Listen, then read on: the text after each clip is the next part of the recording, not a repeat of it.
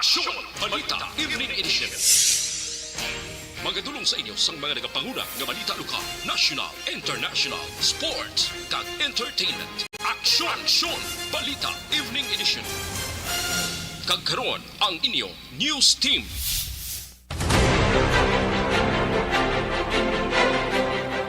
Mayong gabi Metro Bacolod, mayong gabi kabugusan niya Western Visayas. Welcome sa papangalagad sa Aksyon Balita Evening Edition. Karon nga adlaw Sabado, Setyembre 17, 2022. Makita kita live sa mga official Facebook page kag sa YouTube channel ang Aksyon Radyo Bacolod kag mabatian pa sa www.aksyonradyobacolod.com.ph. Ang itong balita, Aksyon and Defensor Lisay. Kay karon sa aton mga headliners, una sa mga balita lokal. Police Station 1 may kopya na sang CCTV footage sa pagpangluthang sa atuwang sang NOHS. Barangay Pahanukoy Council paaktuhan sa syudad kag DNR ang isyu sa pagtampok duta sa kilid baybay. Sa mga nagapangunang balita national, Vic Rodriguez nagpanaog bilang Executive Secretary. Napatay sa rabies sa Pilipinas, naglabot sa 237. Aksyon Radyo Philippine Standard Time, alas 6:05. Detalye sa ngaton mga nagapangunang balita lokal pagkatapos lamang sa mga ini. Pag champion ang ginamit mo, may pagkakataon kang maging milyonaryo. Champion na! Milyonaryo pa! Ilagay sa isang papel ang iyong name, age, address, phone number at pirmahan. Ilagay sa isang white legal-sized envelope at lakipan ng alinman sa mga required proof of purchase. Kasama dito ang tamang bilang ng empty sachets, wrappers at mga pouch ng Champion Superpower Detergent at Champion Antibacterial Fabricon. Sa labas ng envelope, ilagay ang promo title, ang POP na ginamit at MBC station na yung pinakikinggan. At ihulog ang iyong entries sa mga drop boxes na makikita sa iyong mga favorite MBC radio stations. Mas maraming entries, mas malaki ang chance mong manalo. Mamimigay kami ng 1 million pesos sa ating grand draw at libo-libong piso pa in cash sa mga weekly draws na magaganap sa mga MBC radio stations nationwide. Champion na! Milyonaryo pa! Champion, tapat po sa inyo! Brought to you by Champion Superpower Detergent with X-Stain Technology at Champion Antibacterial Fabric Conditioner. Hi, ako si Boy Duran, kaya I've been with Aksyon Radio for almost mga 27 years. I'm Aksyon Artay Kupon, the anchorman of Aksyon Hotline program. I've been in Aksyon Radio for more than 15 years.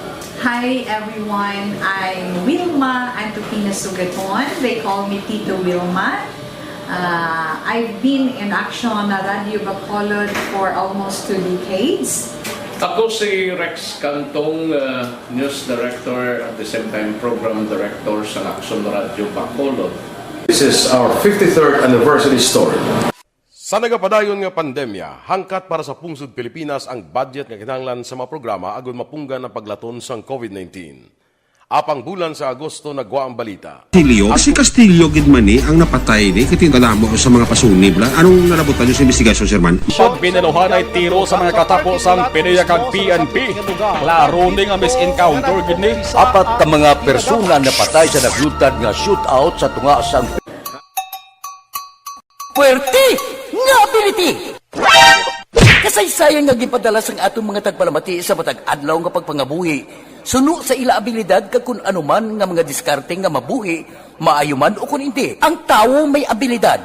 Kung imo inisaksihan kag panilagan ang ability, duna kag yara nga daan sa halos tanan.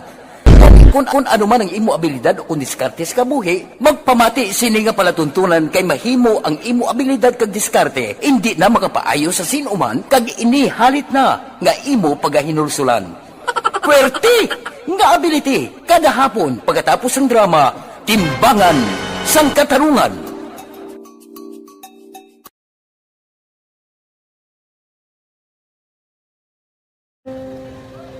Ogis anak, ano nang nahuya ako makulang.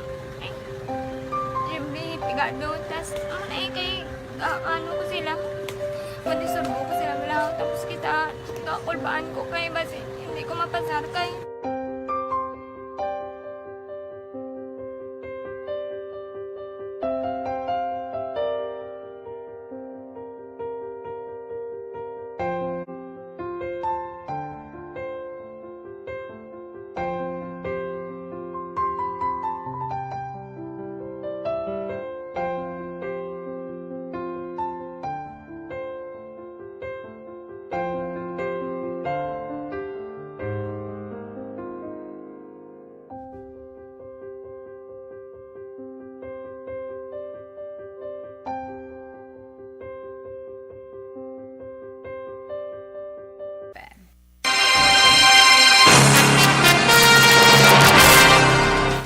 Ag sa detalye sa ngaton mga nagapanguna nga balita lokal, nakakuha na sang CCTV footage ang Police Station 1 sa pagtiro kay Jason Romo, 26 anyos sa tabok sang NOHS sakop sang Barangay 36, siyudad sa Bacolod. Sunog kay Police Major Ramel Sarona ang hepe sang Police Station 1, hindi pa nila ma-release sa media ang footage bangod nagapadayon pa ang investigasyon. Ginpahayag sang hepe, nakitaan sa footage nga nagapungko ang biktima sa tricycle, kaupod ang duwa pa ka wala makilala nga lalaki sang natabo ang pagpangluthang. Gikan sa Quezon Avenue ang nagaisahanon nga suspect nga sakay naman sa motorsiklo kag close range nga gintiro ang biktima. Nagpalagyo ang suspect padulong sa Dalan Araneta kag nagliko sa tuo sa Dalan Lizares sa Jollibee. Ginapangita man karon sang kapulisan ang duha ka mga lalaki nga kaupod sang biktima sa tricycle sang natabo ang krimen. Suno sa hepe, nagapabilin nga personal grudge ang motibo sang krimen. Padayon man ang pagpangusisa sang kapulisan sa background sang biktima.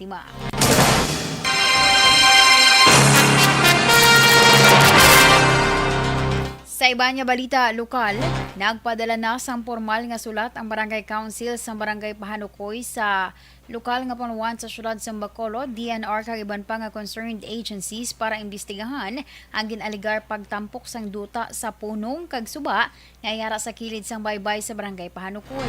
Suno kay punong Barangay Yolanda Noble, gin-aksyonan sang barangay ang pangabay sang pumuluyo sang purok maghimulat, gold medal, hanap buhay, masinadyahon, punta balas, maghirupay, mabinuligon kag maninihon.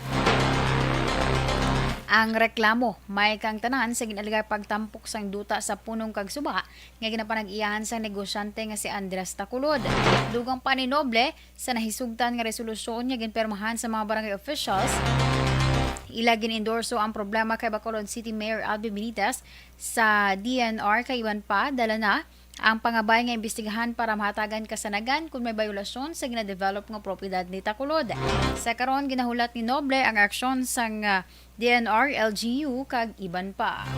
I-consulta ko ang council kung anong dapat namang himuon.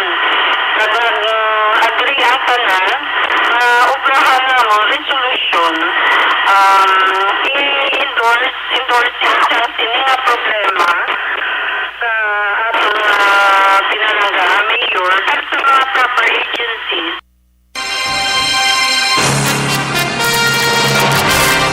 Ang kabahin sang pagpahayag sang kapitan sang Barangay Pahanukoy, Yolanda Noble.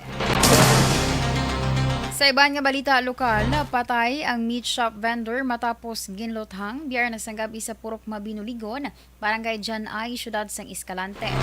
Ang biktima ginkilala kay Josephine Matos, 57 anyos, kag residente sang nasambit nga lugar. Sa inisyal nga pagpangusisa ni Police Major Jake Barela, samtang yara sa sulod sa baligyan si Matos, ginluthang sang wala makilala nga suspect gamit ang wala pa may baluan niya kalibre sang armas luthang. Inhingagaw pa dala ang biktima sa Lopez District Farmers Hospital Incorporated sa syudad sang Sagay apang gindeclare dead on arrival. Bangod sa naangkon nga pilas sa dughan kag likod. Samtang ang suspect nakapalagyo sakay sa iyang motorsiklo. Sa karon nagapadayon ng investigasyon sa kapulisan sa identity sang suspect subong man ang motibo sa pagpatay.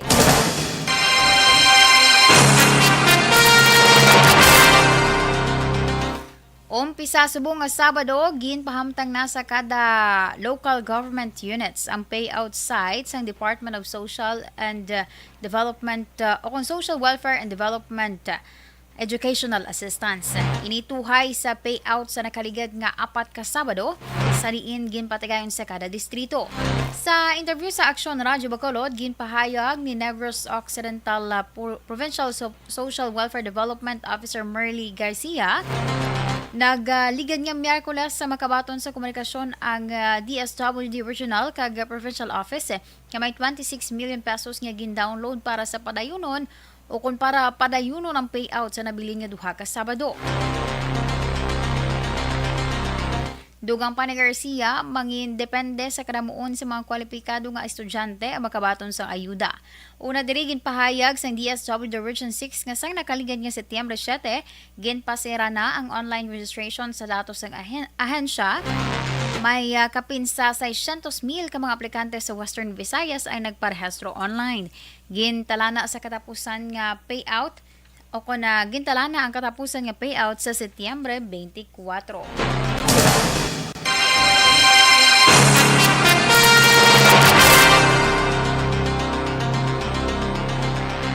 Sa katapusan nga balita lokal, handa na sa mag-serbisyo ang San Carlos Beer Fire Substation nga napahamtang sa Barangay 1, syudad sang San Carlos nga gininaugurahan kahapon.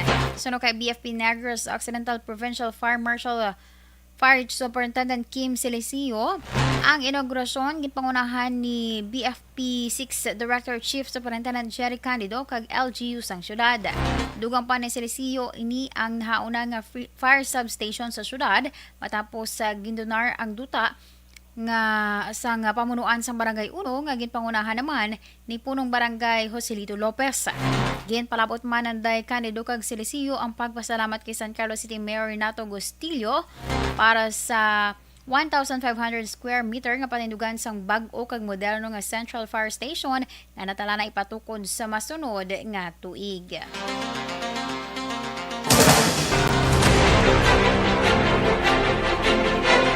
Aksyon Radio Philippine Standard Time, alas 6:15. Santon Plus Gold dako mabulig sa pagpadamo sang red blood cells kag ginapunggan nga Dakop ka, daog ka, Roleta promo sang Aksyon Radio Bacolod. Oh no!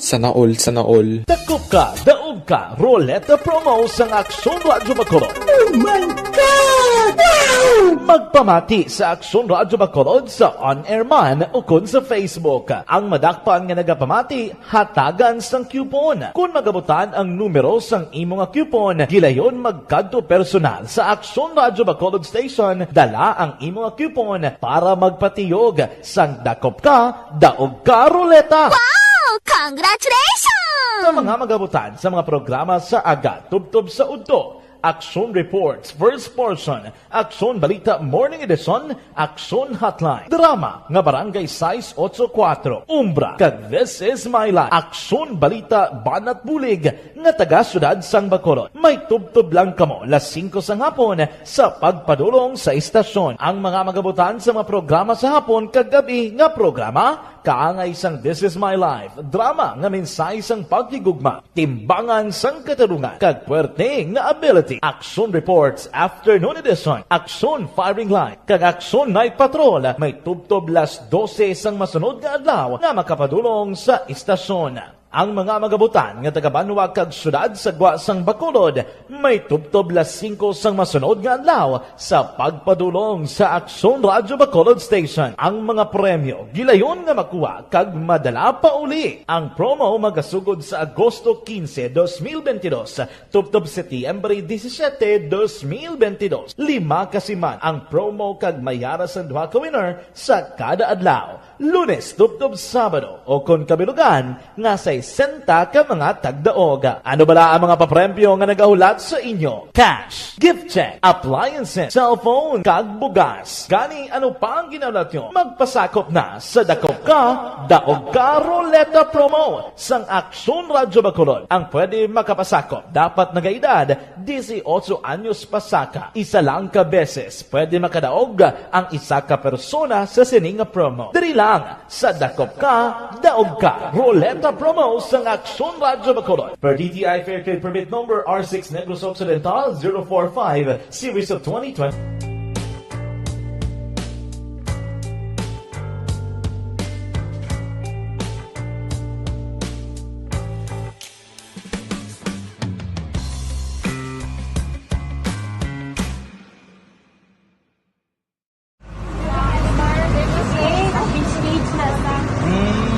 For every shared story is an inspiration for many. But it could be more inspiring if that story comes from those who are less heard. When asked about how we were able to select Mulukabok Integrated School in Sagay City as a beneficiary of the annual Balik Eskwela program, the answer is very simple. Frankly speaking, we wanted to see and experience the renowned Mulukabok footwalk in its beautiful nature.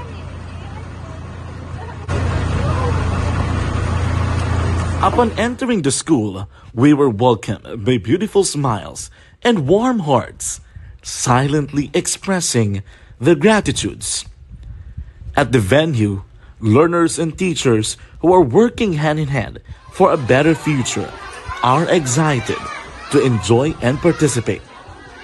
Parents are also lining up to avail free medical checkup and medicines.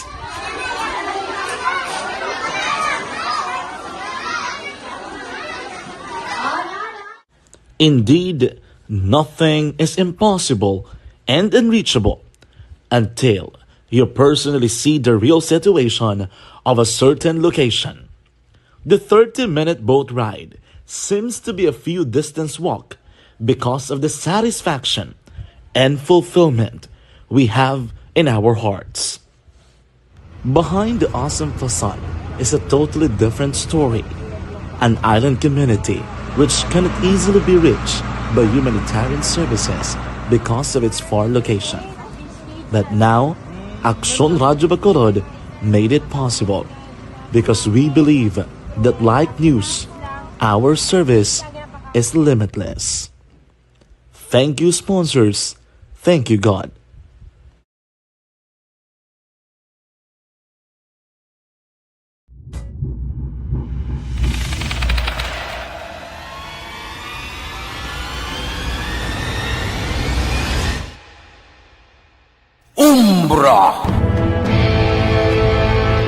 Umbra, mga misteryo, katingalahan, pantasya, kagkatanagaan sa likod sang mga lando, mga kasaysayan sa dupa, subong kag mahimo sa palabuto, katulad sa mga Pinoy legendary story.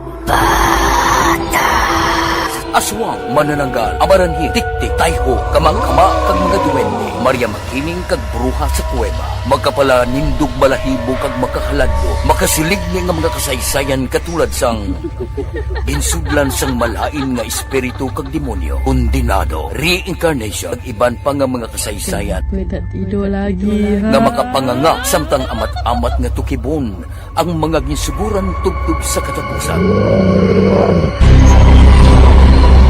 Mabatian kada aga pagkatapos ng drama Barangay 684.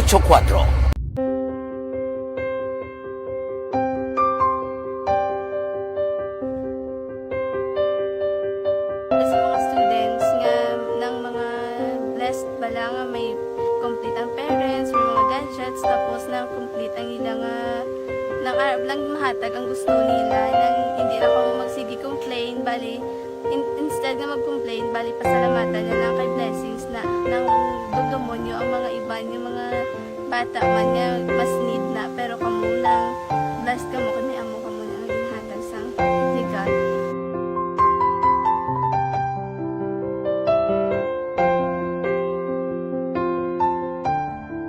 Sa detalye sa aton mga nagapanguna nga balita nasyonal, ginanunsyo ni Attorney Victor Rodriguez ang iya pagpanaog bilang Executive Secretary. Sa statement, ginpasalamatan ni Rodriguez si Presidente Ferdinand Marcos Jr. sa paghatag sa iya sang pribilehiyo nga makaserbi sa pungsod.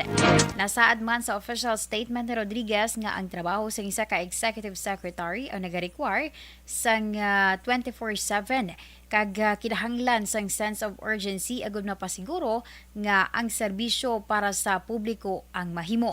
Apang gipahayag ni Rodriguez nga luyag sini mas nga iprioridad una ang iya nga pamilya. Naglabot sa 237 ang napatay sa rabies halin Enero tubtob Agosto 2022. Suno kay Public Health Service Team Officer in Charge Undersecretary Dr. Beverly Ho, nga sadto yara sa 199 ang record sa patay sa pungsod sa pareho man nga panahon nagligad nga tuig. Dugang pa ni Ho, ang bag-ong record ang may 20% nga bagsaka sa figure nagligad nga tuig. Palayag pa ni Ho nga ang kaso sang rabies kalawanan ang gikan sa kagat sang ido nga positibo sa virus. Ginanunsyo sang Department of Health nga nagbato ng Pilipinas sang 2,280,000 doses sang pediatric COVID-19 vaccine halin sa gobyerno sang Australia.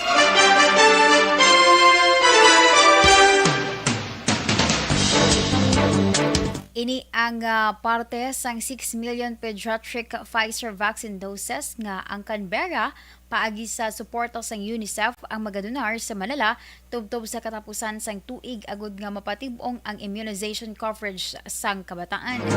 Suno sa DOH ginapaabot subong nga semana ang dugang nga 720,000 doses sang COVID-19 vaccine.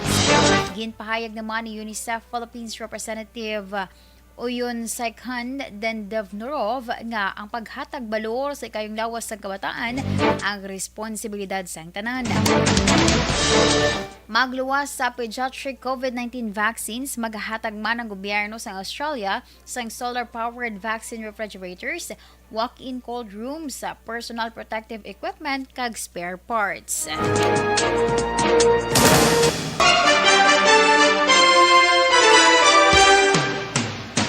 Gin-abi-abi sang Coca-Cola Beverages Philippines Incorporated ang pag-issue sang Sugar Order Number 2 nga nagamando sa importasyon sang 150,000 metrika tonelada sang refined sugar kasunod sang temporaryo nga suspensyon sang operasyon sang pila sinika planta sa pungsod. Sa statement, ginkilalaman sang Coca-Cola Philippines ang pagtingwa sang gobyerno nga ang handom amo nga makapangita sang solusyon para sa problema sang kalamay sa pungsod. Sa madumduman, temporaryo ginsuspend sang Coca-Cola ang ila operasyon sa Davao, sa Imos Cavite, Zamboanga kag Naga City sa Camarines Sur, pangudman sa problema sa supply sang kalamay.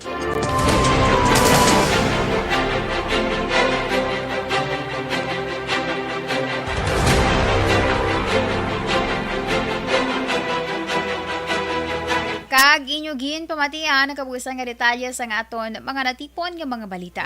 Dili lamang sa Aksyon Balita Evening Edition karon nga adlaw Sabado, Setyembre 17, 2022.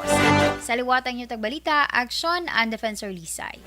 Una sa balita, una sa Aksyon, sa Bacolod, Aksyon Radio. Aksyon Radio!